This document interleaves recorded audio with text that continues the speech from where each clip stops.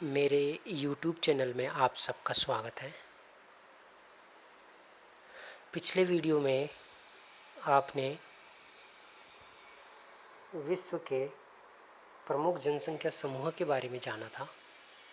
आज का जो अपना टॉपिक है वह है जनसंख्या घनत्व।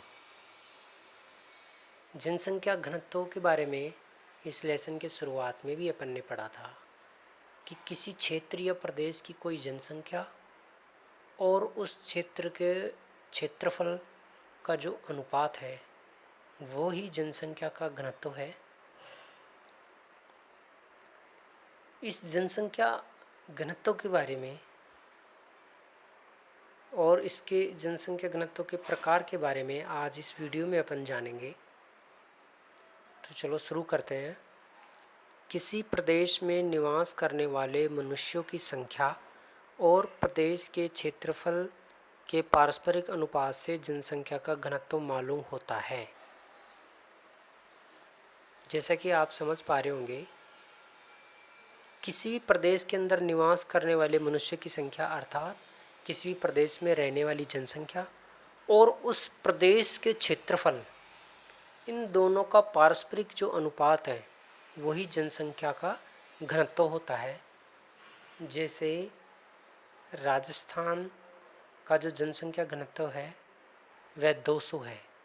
तो इसको कैसे निकाला गया है? इस 200 जनसंख्या घनत्व को राजस्थान की कुल जनसंख्या के अंदर राजस्थान का जो क्षेत्रफल है उसका भाग दे करके ये जनसंख्या घनत्व निकाला गया। तो कुल मिला के ये है कि जनसंख्या और उस प्रदेश या उस क्षेत्र का जो क्षेत्रफल होता है उन दोनों का अनुपात ही जनसंख्या घनत्व है। यह घनत्व इस प्रदेश की उन्नति और भावी विकास के अनुमान लगाने में मुख्य आधार होता है। इस घनत्व से क्या पता चलता है?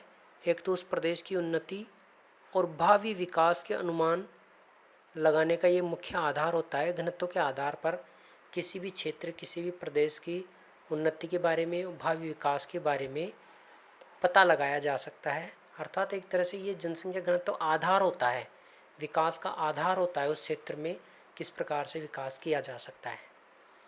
प्रत्येक प्रदेश के प्राकृतिक संसाधनों जैसे कि क्षेत्रफल, वहाँ की मिट्टियाँ, खनिज पदार्थ, जलीय संसाधन, वन संपदा आदि की मात्रा सीमित होती है।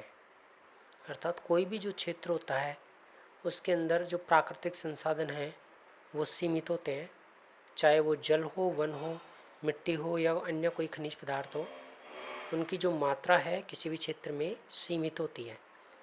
उन संसाधनों को कितने मनुष्य प्रयोग करते हैं, अर्थात कितनी जनसंख्या अपने जीवन निर्वाह के लिए उन संसाधनों पर आधारित है। यह तथ्य उस जनसंख्या के रहन सहन के स्तर को तथा उनके आर्थिक और सांस्कृतिक विकास की सीमा को निर्धारित करता है। ये जो संसाधन है किसी क्षेत्र में, ये जो संसाधन सीमित मात्रा में रहते हैं, वो संसाधन जनसंख्या के जीवन निर्वाह को प्रभावित करते हैं।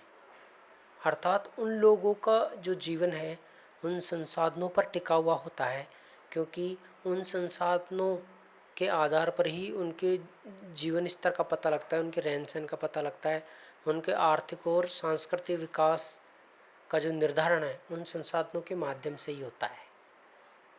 माना कि कोई भी राष्ट्र है, उसके अंदर जनसंख्या अधिक और संसाधन कम है, तो उस राष्ट्र का जीवन स्तर निम्न होगा और वहाँ की आर्थिक और सांस्कृतिक विकास की सीमाएं कुछ हद तक ऐसी होंगी, अर्थात निम्न होंगी। आर्थिक और सांस्कृतिक विकास की सीमाएं निम्न होंगी, वहाँ का सांस्कृतिक विकास निम्न होगा, आर्थिक विकास निम्न होगा। अगर किसी राष्ट्र में जनसंख्या कम और संसाधन अधिक है तो वो राष्ट्र आर्थिक विकास से उच्च स्तर का होगा। तो ये जो संसाधन है और जो जनसंख्या है, इन दोनों के जनसंख्या और वहाँ रहने वाली जनसंख्या और वहाँ उस क्षेत्र का जो क्षेत्रफल है, उन दोनों के अनुपात से जनसंख्या घनत्व को मालूम पड़ता है। और जनसंख्या घनत्व से ही हमें पता लगता है कि उस देश के अंदर किस प्रकार का रहन सहन, किस प्रकार का स्तर है। वो भी उस क्षेत्र में रहने वाले जो संसाधन हैं उनके आधार पर इस चीज़ का पता लगता है।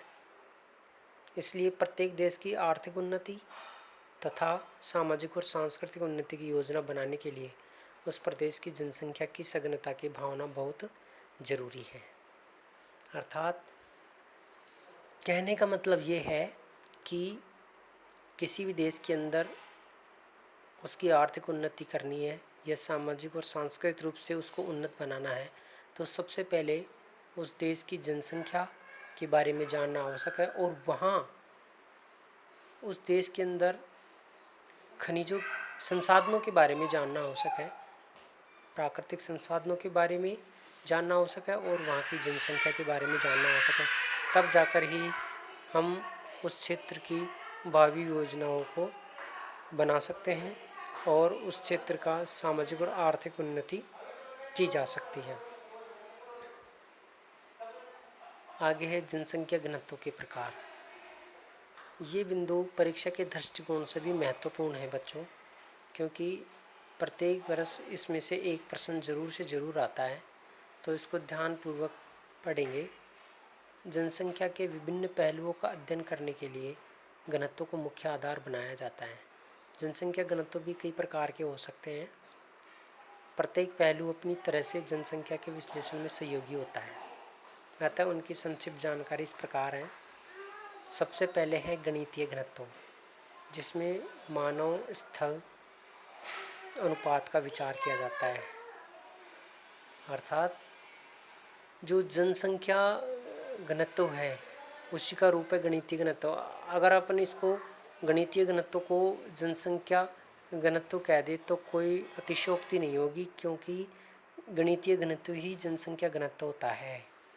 क्योंकि इसमें मानव अर्थात जनसंख्या, स्थल अर्थात उस क्षेत्र का क्षेत्रफल, जनसंख्या और उस क्षेत्र के क्षेत्रफल का अनुपात ही गणितीय घनत्व है। जनसंख्या में उस क्षेत्र के क्षेत्रफल का भाग दिया जाता है। तो गणितीय घनत्व निकालने का सूत्र है जनसंख्या भाग कुल क्षेत्रफल। जनसंख्या में कुल क्षेत्रफल का भाग देने से गणितीय घनत्व निकलता है, जिसको जनसंख्या घनत्व भी कहते हैं। और इसमें से लास्ट ईयर प्रश्न भी आया था गणितीय घनत्व से संबंधित। आर्थिक घनत्व, जिसमें उस प्रदेश के संसाधनों की उत्पादन क्षमता और उस प्रदेश में निवास करने वाले मनुष्य की संख्या का विचार किया जाता है। इसे ज्ञात करने का सूत्र इस प्रकार है, जनसंख्या भाग संसाधन। अर्थात आर्थिक घनत्व के अंदर किसी भी प्रदेश के जो संसाधन की उत्पादन क्षमता है उसका भाग जनसंख्या में दिया जाता है। अर्थात संसाधनों का भाग जनसंख्या में दिया जाता है। जनसंख्या में संसाधन का भाग दे करके आर्थिक घनत्व निकाला जाता है। अगर इसमें से प्रश्न पूछा जाता है आर्थिक घनत्व का, तो जनसंख्या भाग संसाधन, आपको आर्थिक घनत्व का सूत्र लिखना है। जनसंख्या में संसाधनों का भाग दिया जाता है। कारिक घनत्व, कारिक घनत्व या कृषि क्षेत्रीय घनत्व, जिसमें उस प्रदेश की खेती की जाने वाली भूमि और निवास करने वाले मनुष्यों की समस्त जनसंख्या का विचार किया जाता है। अर्थात एक तरह से ये कृषि क्षेत्रीय घनत्व है। कारिक घनत्व को कारिक घनत्व तो कहते हैं, इसके अलावा इसको कृषि क्षेत्रीय घनत्व भी कहते हैं। और इस घनत्व को निकालने के लिए जिस प्रदेश का कार्य घनत्व निकाला जा रहा है उस प्रदेश की खेती की जाने वाली भूमि और उसमें निवास करने वाले मनुष्य की जनसंख्या या मनुष्य की समस्त जनसंख्या, उन दोनों का अनुपात होता है। इसमें जनसंख्या में कृषि भूमि क्षेत्र का भाग दिया जाता है, कृषि भूमि क्षेत्रफल का भाग दिया जाता है। यहाँ पर जो प्लस का निशान लगा रखे हैं वो गलत है, जनसंख्या प्लस कृषि भूमि क्षेत्र गलत है, यहाँ पर भाग का निशान आएगा। अर्थात जनसंख्या में कृषि भूमि क्षेत्रफल का भाग दे करके कार्य घनत्व या कृषि क्षेत्रीय घनत्व निकाला जाता है। अब आगे है कृषि घनत्व, जिसमें कृषि की जाने वाली भूमि के क्षेत्रफल और उसमें निवास करने वाली कृषक जनता का विचार किया जाता है। यह बात ध्यान देने की है कि इसमें प्रदेश की समस्त जनसंख्या का नहीं वरन केवल कृषि में लगी हुई जनसंख्या का उपयोग किया जाता है। तो बच्चों, कार्य घनत्व और कृषि घनत्व में अंतर ये है कि कार्य घनत्व में उस प्रदेश की संपूर्ण जनसंख्या को सम्मिलित किया जाता है, जबकि कृषि घनत्व में कृषि करने वाली जनसंख्या को ही सम्मिलित किया जाता है और इसके अंदर कृषि भूमि क्षेत्रफल का भाग दिया जाता है। तो कृषक जनसंख्या में कृषि भूमि क्षेत्रफल का भाग देकर के कृषि घनत्व प्राप्त किया जाता है। पोषण घनत्व, जिसमें खेती की भोज्य फसलों के क्षेत्रफल का और उस प्रदेश की समस्त जनसंख्या का विचार किया जाता है। इसमें जो खाद्यान्न फसलें हैं वो कितनी क्षेत्रफल पर बोई जाती है, उस क्षेत्रफल का भाग जनसंख्या में दिया जाता है और पोषण घनत्व निकाला जाता है। जैसे कि चावल है, गेहूं है, बाजरा है, अर्थात खाद्यान्न फसलें, उन खाद्यान्न फसलें कितने क्षेत्रफल पर बोई जाती है उस क्षेत्रफल का भाग जनसंख्या में दिया जाता है और पोषण घनत्व प्राप्त किया जाता है। प्रत्येक प्रकार के जनसंख्या घनत्व का उपयोग अलग अलग उद्देश्यों की पूर्ति के लिए किया जाता है। भूगोल में गणितीय घनत्व का बहुतायता में प्रयोग किया जाता है। यह सामान्यतः प्रति वर्ग किलोमीटर में रहने वाले व्यक्ति के रूप में ज्ञात किया जाता है। जनसंख्या का घनत्व, अब जनसंख्या के घनत्व या फिर गणितीय घनत्व को यहाँ पर एक उदाहरण के माध्यम से समझाया गया है। जनसंख्या भाग क्षेत्रफल, जनसंख्या के लिए n प्रदेश का क्षेत्रफल 100 वर्ग किलोमीटर है और जनसंख्या 1,50,000 है। तो जनसंख्या का घनत्व इस प्रकार निकाला जाएगा। घनत्व, अब यहाँ गणितीय घनत्व का सूत्र है अपना जनसंख्या भाग कुल क्षेत्रफल। तो यहाँ पर जनसंख्या कितनी है, 1,50,000 और क्षेत्रफल कितना है, 100 वर्ग किलोमीटर। तो 1,50,000 में बटा 100 घनत्व बराबर 1500 व्यक्ति प्रति वर्ग किलोमीटर। इस तरह से अपना घनत्व आ गया 1500 व्यक्ति प्रति वर्ग किलोमीटर। तो इस प्रकार से जनसंख्या घनत्व निकाला जाता है और कई बार ये परीक्षा में भी पूछ लिया जाता है जनसंख्या घनत्व के बारे में, तो इसको आप ध्यानपूर्वक से पढ़ेंगे।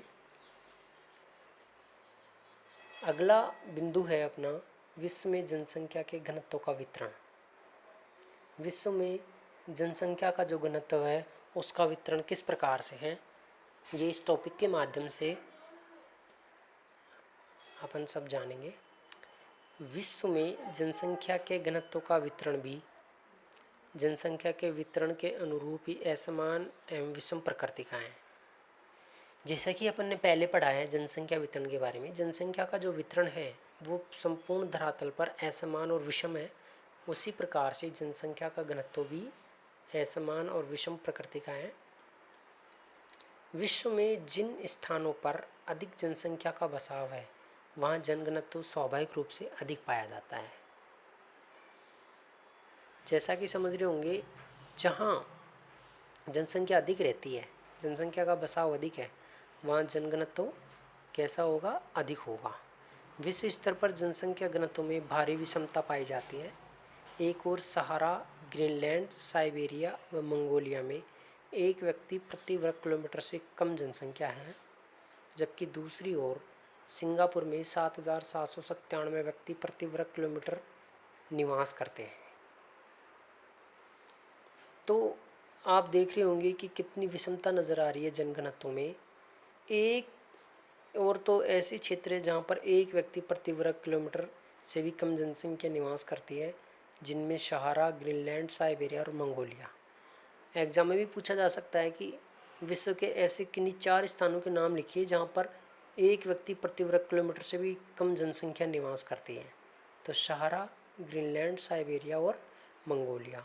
दूसरी ओर ऐसे भी क्षेत्र है जहाँ प्रति व्यक्ति 7,000 से भी अधिक जनसंख्या घनत्व है, जिसमें सिंगापुर जैसे कि 7,797 व्यक्ति प्रति वर्ग किलोमीटर यहाँ पर निवास करते हैं। विश्व जनसंख्या ब्यूरो वाशिंगटन के अनुसार 2015 में विश्व का जनसंख्या घनत्व 47 व्यक्ति प्रति वर्ग किलोमीटर है।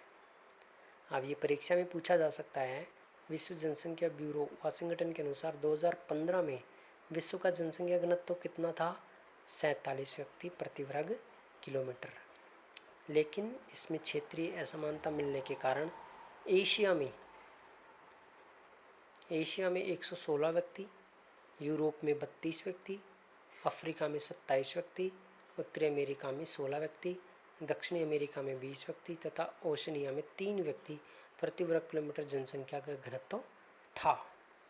अब पूरे विश्व की जो जनसंख्या घनत्व है वो तो 47 है, विश्व जनसंख्या ब्यूरो वाशिंगटन के अनुसार 2015 में। 2015 के अनुसार ही क्षेत्रीय अलग अलग महाद्वीपों के अनुसार देखें तो काफ़ी क्षेत्रीय असमानता मिलती है जनसंख्या घनत्व में। जैसे पूरे विश्व की जनसंख्या घनत्व 47 है, लेकिन वहीं एशिया का जनघनत्व 116 व्यक्ति है, क्योंकि एशिया महाद्वीप में जनसंख्या अधिक निवास करती है, इसलिए यहाँ का जनसंख्या घनत्व भी 116 व्यक्ति है। यूरोप में 32 व्यक्ति, अफ्रीका में 27 व्यक्ति, उत्तरी अमेरिका में 16, दक्षिण अमेरिका में 20, ओशनिया अर्थात ऑस्ट्रेलिया में 3 व्यक्ति प्रति वर्ग किलोमीटर जनसंख्या का घनत्व था। सारणी 3.7 में उच्च, मध्यम और अल्प जनसंख्या घनत्व के देशों को बताया गया है। अब यहाँ पर सारणी 3.7 में कुछ चयनित देशों का जनसंख्या घनत्व बताया गया है 2013 के अनुसार, और ये population reference bureau Washington DC 2013 से इन आंकड़ों को लिया गया है। इसमें बांग्लादेश जो है, उस बांग्लादेश का जो जनसंख्या घनत्व है वो 1088 व्यक्ति प्रति वर्ग किलोमीटर 2013 के अनुसार बताया गया है। दक्षिण कोरिया का 506, रुवांडा का 422, Netherland 405, Bharat 388, Belgium 367, Japan 337, Sri Lanka 312, Philippines 321, El Salvador 299, Vietnam 272, Great Britain 263, Romania 90, Malaysia 90, Cambodia 80, दक्षिण अफ्रीका 43, संयुक्त राज्य अमेरिका 33, ब्राज़ील 23, कनाडा 4 और ऑस्ट्रेलिया 3 व्यक्ति प्रति वर्ग किलोमीटर है। तो ये कुछ चयनित देश थे जिनका जनसंख्या घनत्व बताया गया था। उसमें सबसे ज़्यादा जनघनत्व है बांग्लादेश का 1088 व्यक्ति प्रति वर्ग किलोमीटर। आगे बढ़ते हैं। आगे जनसंख्या घनत्व की दृष्टि से विश्व को 5 प्रमुख भागों में विभक्त किया जा सकता है। तो जनसंख्या घनत्व की दृष्टि से विश्व को 5 भागों में बांट करके अध्ययन करेंगे, जिसमें सबसे पहले है अत्यधिक जनसंख्या वाले क्षेत्र। ये अत्यधिक जनघनत्व वाले क्षेत्र। नंबर 2 है अधिक जनघनत्व वाले क्षेत्र। नंबर 3 है सामान्य जनघनत्व वाले क्षेत्र। नंबर 4 है कम जनघनत्व वाले क्षेत्र। नंबर 5 है प्राय जनविहीन क्षेत्र।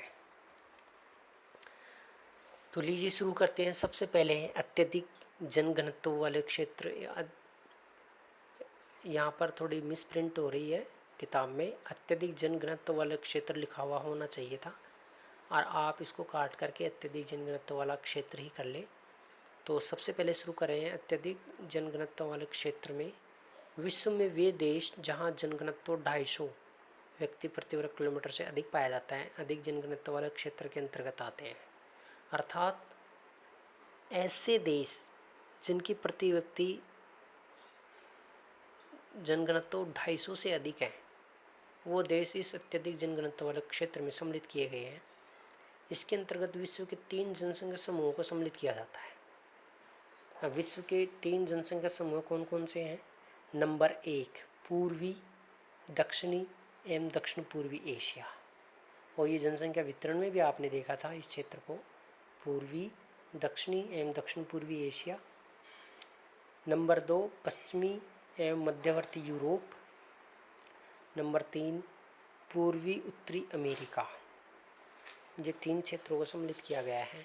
जनसंख्या वितरण में भी ये 3 क्षेत्रों में जनसंख्या अधिक निवास करती थी। तो उसी के आधार पर जैसा अपन ने पढ़ा अभी कि जहाँ जनसंख्या ज़्यादा रहेगी वहाँ का जनघनत्व भी अधिक रहता है, और उन तीनों ही क्षेत्रों को अत्यधिक जनघनत्व वाले क्षेत्र में भी सम्मिलित किया गया है। पूर्वी, दक्षिणी और दक्षिण पूर्वी एशिया, पश्चिमी मध्यवर्ती यूरोप, पूर्वी उत्तरी अमेरिका।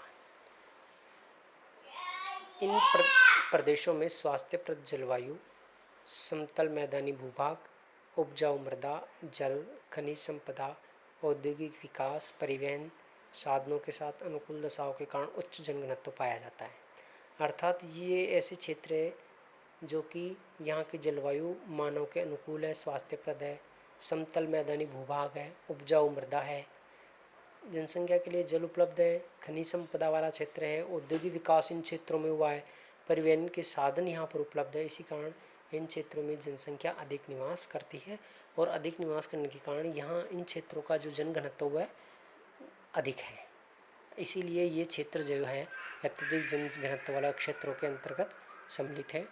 एशिया के सागर तटीय भागों, यूरोप की औद्योगिक मेखला, अधिक जनघनत्व वाले क्षेत्र के औद्योगिक व्यापारिक केंद्रों में क्रमशः 500, 2500 तथा 4000 व्यक्ति प्रति वर्ग किलोमीटर का जनघनत्व पाया जाना सामान्य बात है। तो एशिया के जो सागर तटीय भाग है वहाँ पर तो जनघनत्व 1500, यूरोप की जो औद्योगिक मेखला है वहाँ पर 2500 तथा औद्योगिक और व्यापारिक केंद्र जो है यूरोप के, उन व्यापारिक केंद्रों में 4000 व्यक्ति प्रति वर्ग किलोमीटर का जनघनत्व है। यूरोप की जो औद्योगिक मेखला है वहाँ पर 2500, और जो यूरोप के सागर तटीय भाग है वहाँ 1500 व्यक्ति प्रति वर्ग किलोमीटर निवास करते हैं। तो ये था अपना अत्यधिक जनसंख्या वाले क्षेत्र। नंबर 2 है अधिक जनघनत्व वाले क्षेत्र। विश्व के ऐसे क्षेत्र जहाँ जनघनत्व 100 से 250 व्यक्ति प्रति वर्ग किलोमीटर पाए जाते हैं वे इसके अंतर्गत आते हैं। सामान्यतः अधिक जनघनत्व वाले क्षेत्रों के सीमांत भागों में मध्यम जनघनत्व के क्षेत्र विस्तृत हैं। अर्थात अधिक जनघनत्व वाले क्षेत्र में वो क्षेत्र आते हैं जहाँ का जनघनत्व 100 से 250 व्यक्ति प्रति वर्ग किलोमीटर पाए जाते हैं, और ये इसके अंतर्गत आते हैं अधिक जनघनत्व वाले क्षेत्रों के सीमांत भागों में मध्यम जनघनत्व के क्षेत्र विस्तृत है। अर्थात जो सामान्य अधिक जनघनत्व वाले क्षेत्र है उनके अत्यधिक जनघनत्व वाले क्षेत्र हैं उनके सीमांत भागों में ये क्षेत्र मिलते हैं। दक्षिण पूर्व एवं पूर्वी यूरोप, मध्य उत्तरी अमेरिका, दक्षिणी अमेरिका के तटवर्ती भाग, अफ्रीका के तटवर्ती भाग, दक्षिण पूर्व एशिया के आंतरिक भाग, उत्तर पश्चिमी चीन, मध्यवर्ती भारत, दक्षिणी ऑस्ट्रेलिया आदि इस वर्ग में आते हैं। तो अधिक जनघनत्व वाले क्षेत्रों में कौन कौन से क्षेत्र हो गए? दक्षिण पूर्वी यूरोप, मध्य उत्तरी अमेरिका अर्थात उत्तरी अमेरिका का मध्य भाग, दक्षिण अमेरिका के तटवर्ती भाग, जो दक्षिण अमेरिका का है वो तटवर्ती भाग इसके अंतर्गत सम्मिलित है। अफ्रीका के तटवर्ती भाग, अफ्रीका जो महाद्वीप है उसका भी तटवर्ती भाग सम्मिलित है। दक्षिण पूर्वी एशिया के आंतरिक भाग अर्थात दक्षिण पूर्वी एशिया का जो स्थलीय भाग का जो आंतरिक भाग है, स्थलीय भाग में जो आंतरिक भाग है उसको सम्मिलित किया गया है। उत्तर पश्चिमी चीन, यहाँ पर भी अधिक जनघनत्व वाला क्षेत्र में सम्मिलित किया गया है इसको भी। मध्यवर्ती भारत अर्थात भारत का जो प्रायद्वीपीय पठारी भाग है उसको सम्मिलित किया गया है। दक्षिण ऑस्ट्रेलिया आदि इस वर्ग में आते हैं। नंबर 3 है सामान्य जनघनत्व वाले क्षेत्र। विश्व के वे क्षेत्र जहाँ घनत्व 10 से 100 व्यक्ति प्रति वर्ग किलोमीटर है, कम जनघनत्व वाले क्षेत्र है। अब जनसंख्या कम क्यों रहती है? क्योंकि यहाँ अस्थायी कृषि, जिसको झूमिंग कृषि भी कहते हैं, जहाँ पर लोग 2-3 वर्षों तक कृषि करने के बाद में उसको छोड़ करके अन्यत्र दूसरी जगह कृषि करते हैं। पशुचारण, वानिकी, मरुस्थलों के निकट कृषि वाला क्षेत्रों में जनघनत्व कम पाया जाता है। तो यहाँ पर जनघनत्व कम पाए जाने का कारण अस्थायी कृषि, पशुचारण, वानिकी और मरुस्थल मस्तूलों का होना। इसके अंतर्गत एशिया, अफ्रीका तथा उत्तरी दक्षिणी अमेरिका के विस्तृत घास के मैदान सम्मिलित किए जाते हैं। अर्थात इसके अंतर्गत वो क्षेत्र आते हैं जहाँ जो घास के मैदान हैं, और अफ्रीका, एशिया, उत्तरी अमेरिका और दक्षिण अमेरिका, इन चारों महाद्वीपों के जो विस्तृत घास के मैदान हैं वहाँ पर सामान्य जनघनत्व वाले क्षेत्र के अंतर्गत इन क्षेत्रों को सम्मिलित किया गया है।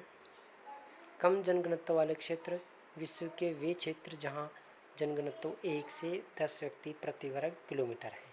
कम जनघनत्व वाले में वे क्षेत्र आते हैं जहाँ जनघनत्व कितना है, 1 से 10 व्यक्ति प्रति वर्ग किलोमीटर। अत्यंत कम जनघनत्व वाले क्षेत्र हैं अफ्रीका में सूडान, लीबिया, मालागासी, उत्तरी अमेरिका में कनाडा, दक्षिण अमेरिका में अर्जेंटीना, पेरू, इक्वेडोर, एशिया में पश्चिमी साइबेरिया, बोस्निया, खाड़ी के देशों में कम जनघनत्व पाया जाता है। अर्थात ये वे क्षेत्र हैं जहाँ जनसंख्या घनत्व कम है, 1 से 10 व्यक्ति प्रति वर्ग किलोमीटर। इसमें अफ्रीका में सूडान, लीबिया, मालागासी, इन देशों को सम्मिलित किया गया है। उत्तरी अमेरिका में कनाडा, जो संयुक्त राज्य अमेरिका के उत्तर में स्थित है। दक्षिणी अमेरिका में उत्तरी अर्जेंटीना का क्षेत्र, पेरू राष्ट्र, इक्वेडोर राष्ट्र, और एशिया में पश्चिमी साइबेरिया, बोस्निया, खाड़ी के देश सम्मिलित हैं। आगे है प्राय जनविहीन क्षेत्र, जहाँ पर जनघनत्व 1 से भी कम है। विश्व के वे क्षेत्र जहाँ जनघनत्व 1 व्यक्ति प्रति वर्ग किलोमीटर से भी कम पाया जाता है। पृथ्वी के स्थल भाग का 70% आवासीय क्षेत्र है जिसे इस वर्ग के अंतर्गत रखा जाता है। अर्थात 70% ऐसा भाग है जहाँ जो कि निर्जन प्राय है। विश्व के अति शीतल प्रदेश, अति उष्ण आर्द्र प्रदेश, अति शुष्क प्रदेश तथा उच्च पर्वतीय प्रदेश प्राय जनविहीन क्षेत्र हैं। अर्थात प्राय जनविहीन क्षेत्रों में उनको सम्मिलित किया गया है। जो अति शीतल प्रदेश है जहाँ मनुष्य निवास नहीं कर सकता, अति उष्ण आर्द्र प्रदेश जहाँ अत्यधिक आर्द्रता है और अत्यधिक गर्मी है, अति शुष्क प्रदेश जहाँ वर्षा न के बराबर होती है, उच्च पर्वतीय प्रदेश जैसे कि हिमालय की ऊंची चोटियाँ, ऐसे क्षेत्र जनविहीन क्षेत्र के अंतर्गत इनको सम्मिलित किया जाता है। यहाँ पर 1 व्यक्ति प्रति वर्ग किलोमीटर से भी जनघनत्व 1 व्यक्ति प्रति वर्ग किलोमीटर से भी कम है। ये था आपका जनघनत्व के अनुसार विश्व के 5 भाग, जिसमें अत्यधिक जनसंख्या वाले क्षेत्र जिसमें जनघनत्व 250 से अधिक होता है, अधिक जनघनत्व वाले क्षेत्र जिसमें 100 से 250 व्यक्ति प्रति वर्ग किलोमीटर जनघनत्व होता है, सामान्य जनघनत्व वाले क्षेत्र जिसमें जनघनत्व 10 से 100 व्यक्ति प्रति वर्ग किलोमीटर होता है, कम जनघनत्व वाले क्षेत्र जिसमें जनघनत्व 1 से 10 व्यक्ति प्रति वर्ग किलोमीटर होता है, और प्राय जनविहीन क्षेत्र जहाँ जनघनत्व 1 व्यक्ति प्रति वर्ग किलोमीटर से कम पाया जाता है। अगर ये वीडियो आपको पसंद आया हो तो आप लाइक, शेयर और कमेंट ज़रूर कीजिए। धन्यवाद।